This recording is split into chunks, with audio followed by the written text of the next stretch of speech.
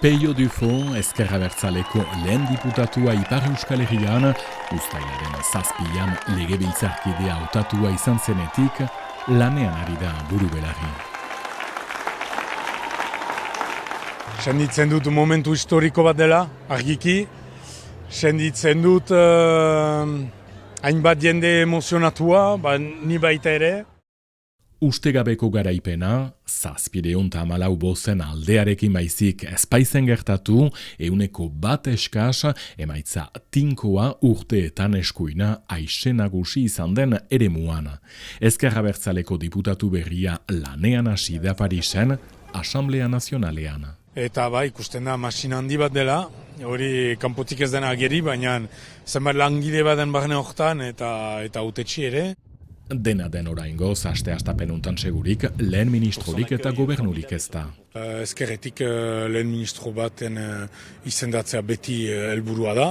Ezkerra da lehen indarra gaur egun hemen parlamentuan. Mais surtout au-delà de ça, Bainan gehiengorik gabe egoera berria sakon aztertu dute duela guti Baionan, Peio Dufok dio Emmanuel Macron presidenteak presa zuela hauteskundeak deitzeko, aintzinatzeko, eta geroztik ez, poliki dabilela jarduneko gobernuak aurrekontua luza dezan edo, lapurtarrak molde berria aldarrikatzen du. Ez da bakarrik ezkerretik eskuinera, baizik eta badira beste ikuspuntu batzuk zatitzen edo batzen aldituen politikariak eta lujaldeak eta horrekin egin beharko da, akigu ezkerretik eskuinera begirako alderdien zatiketak bere muga erakutsia du eta ez da gehiengorik aterako hortik, edo honek ez.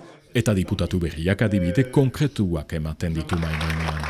Prozesu batzuen bitartez, Iñaki Etxanizek eraman duen bezala, Anaik Lemerrekin, Airbnb bezalako etxebizitza edo apartimendu alokailuaren erreforma bat, Anaik Lemer makronista da, baina lujaldeari lotua da, eta ezautzen du zer dien bere lujaldeko arazoak.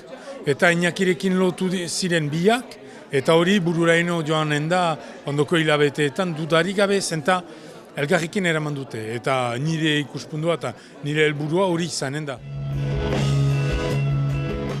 CGT sindikatuko kidea ezaguna da elkarte munduan, ikastolak, teleton eta errukbiaren zuzeneko emanaldietan Euskal Irratiak sarean, Lapordiko kostaldeko diputatua hautatua izan denez, Ziburuko Herriko Etxean errigintza zuen kargua eta bere musika taldea utzi behar izan ditu, etapa berria orain diputatu gazteunentzat. Nire gogo hau da, eraikitzeko prest, edo zeinekin, baina gure hautes barrutiko jendartea defenditzeko eta egoera hobetzeko. Eta txipitapa badoa Pariserat, Euskal Herritarren eta Euskal Zalean boza entzunaraztera, 200 eta 300 hamarkadetan Jean Etxeberrien txart eta Michel Abegerrik egin zuten bezala.